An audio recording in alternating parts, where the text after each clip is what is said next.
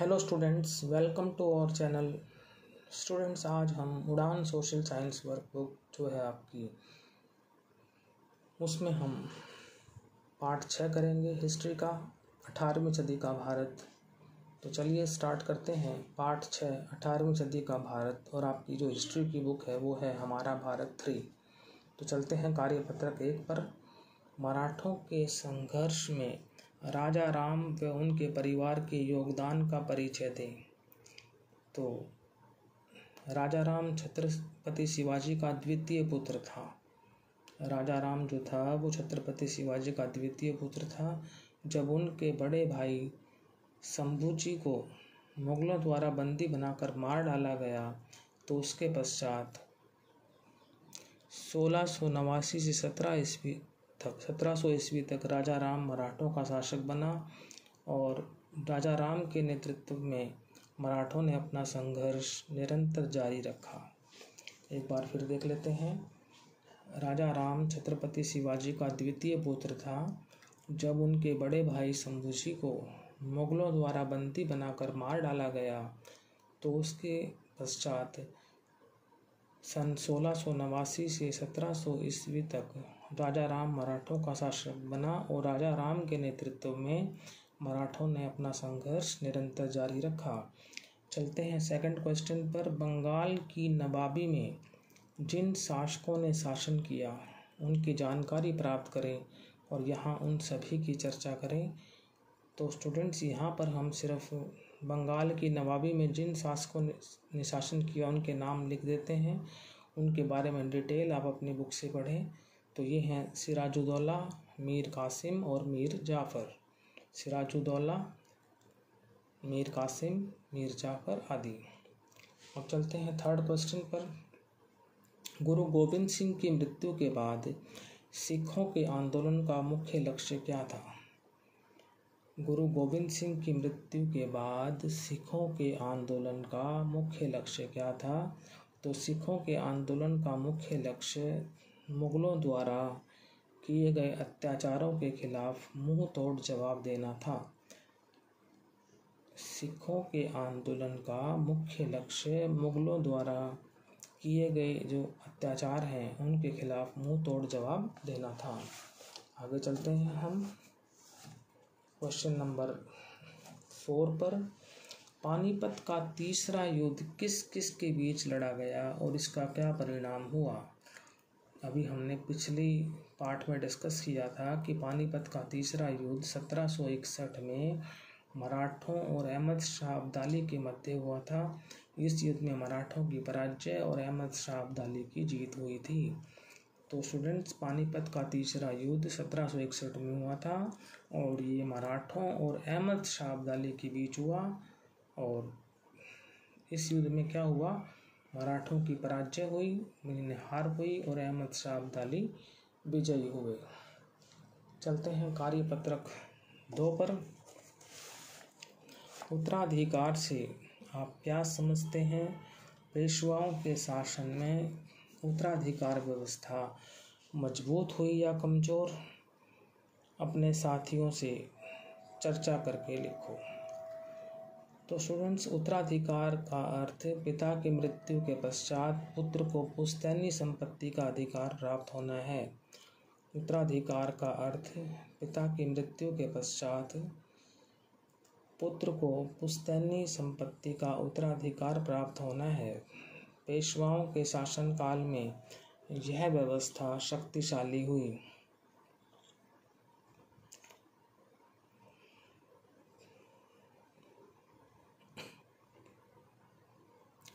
उत्तराधिकार का अर्थ पिता की मृत्यु के पश्चात पुत्र को पुश्तैनी संपत्ति का अधिकार प्राप्त होना है, ये कहते हैं उत्तराधिकार को। और पेशवाओं के शासनकाल में यह व्यवस्था मजबूत हुई, न कि कमज़ोर। अब चलते हैं निम्न शब्दों नामों का उचित मिलान करें। क राजा राम, ख महाराजा छत्रसाल, ग औरंगजेब की मृत्यु, घ बक्सर का युद्ध, और ड छत्रपति साहू जी का देहांत।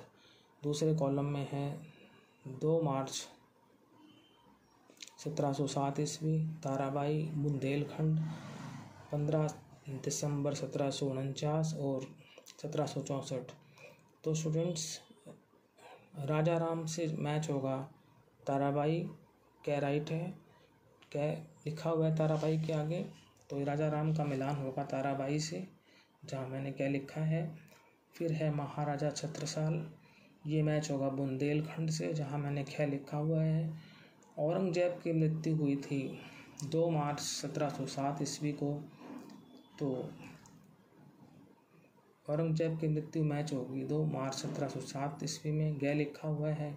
बक्सर का युद्ध हुआ था 1764 ईस्वी में, जहाँ घै लिखा हुआ है, तो बक्सर का युद्ध मैच होगा 1764 से।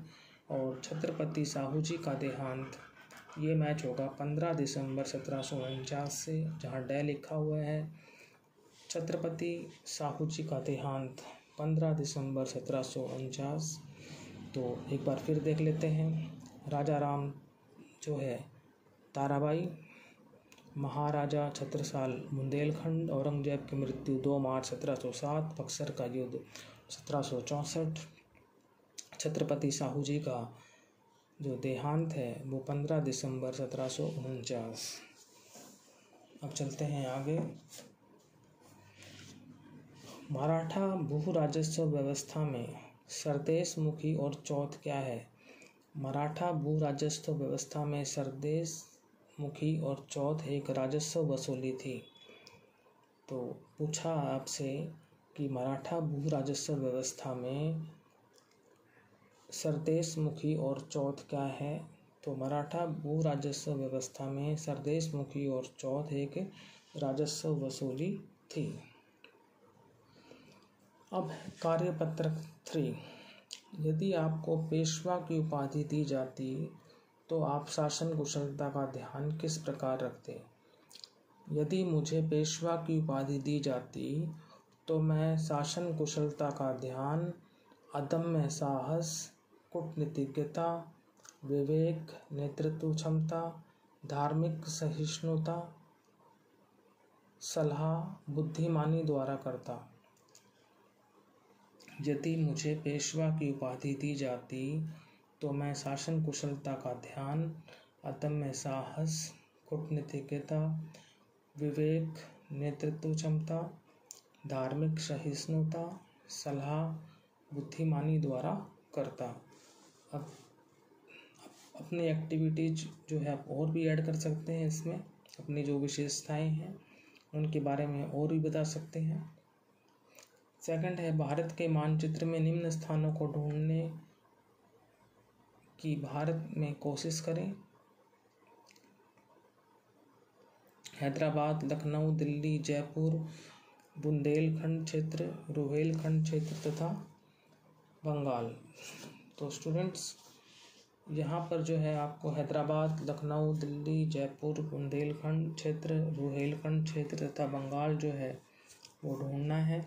तो कुछ एक को मैंने अंडरलाइन कर दिया है, जैसे दिल्ली, जयपुर, लखनऊ, बंगाल और हैदराबाद। अब बुंदेलखंड क्षेत्र और रुहेलखंड क्षेत्र ये आपके लिए एक्टिविटी है, इसको आप खुद मैप में जो है ढूंढें। आगे चलते हैं हम क्वेश्चन नंबर 3 पर। अपने बड़े भाई बहन, माता या पिता या पड़ोसी से पूछकर ज्ञात करो कि विदेशी कंपनियों ने आरंभ में बंगाल तथा तटीय भारत के क्षेत्रों को व्यापार के लिए क्यों चुना। तो स्टूडेंट, इसका कारण ये था कि बंगाल उस समय भारत का समृद्ध प्रांत था एवं तटीय क्षेत्र से सरलता से व्यापार किया जा सकता था। विदेशी कंपनियों ने आरंभ में बंगाल तथा तटीय भारत के क्षेत्रों को व्यापार के लिए क्यों चुना, ये क्वेश्चन है। और इसका आंसर ये है कि इसका कारण यह था कि बंगाल उस समय भारत का समृद्ध प्रांत था एवं तटीय क्षेत्र से सरलता से व्यापार किया जा सकता था। अब है कार्यपत्रक 4। इसमें फर्स्ट क्वेश्चन है, निम्नलिखित शब्दों की सहायता से खाली स्थान भरो। मीर जाफ़र, उत्तर प्रदेश, सवाई जयसिंह और 1700, ये आपको बॉक्स में दिए हुए हैं। अब ये आपको 4 ब्लैंक हैं, वहाँ पर भरने हैं। तो पहला है रुहेलखंड डैश राज्य में है। तो रुहेलखंड जो है वो उत्तर प्रदेश राज्य में है। उत्तर प्रदेश पे मैंने 1 लिखा हुआ है। सेकंड है जयपुर नगर की स्थापना डैश ने की, वो की सवाई जयसिंह। तो सवाई जयसिंह पे 2 लिखा हुआ है। जयपुर नगर की स्थापना सवाई जयसिंह ने की। थर्ड है राजा राम की मृत्यु डैश में हुई, यानी कब हुई, तो वो हुई 1700 ईस्वी में। 3 वहाँ पर लिख रखा है, 1700 ईस्वी पे 3 लिखा हुआ है कि 3 पे आएगा। राजा राम की मृत्यु 1700 ईस्वी में हुई। चौथा है प्लासी के युद्ध के बाद डैश को बंगाल का नवाब बनाया गया। तो प्लासी के युद्ध के बाद मीर जाफर को बंगाल का नवाब बनाया गया। प्लासी के युद्ध के बाद मीर जाफर को बंगाल का नवाब बनाया गया और मीर जाफर पे 4 लिखा हुआ है, ये 4th पे आएगा। तो ये चारों हमने कर लिए हैं। अब है बहुविकल्पीय प्रश्न। सेकंड है, जिसमें सेकंड पे आपका जो है बहुविकल्पीय प्रश्न। पहला क्वेश्चन है इसमें, पानीपत का तीसरा युद्ध कब हुआ?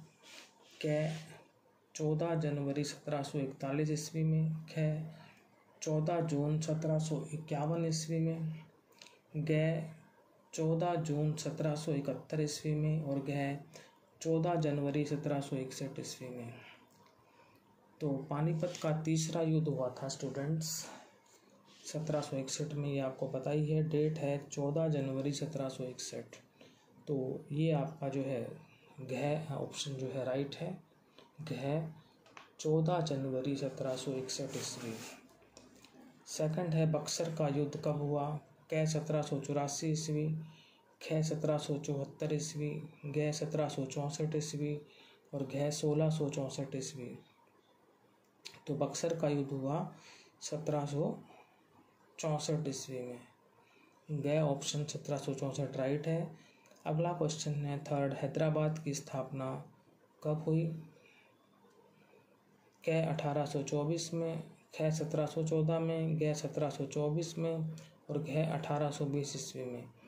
तो हैदराबाद की स्थापना हुई है 1824 में नहीं, 1714 में नहीं, और 1820 में नहीं, ये हुई है 1724 में। तो गै ऑप्शन राइट है।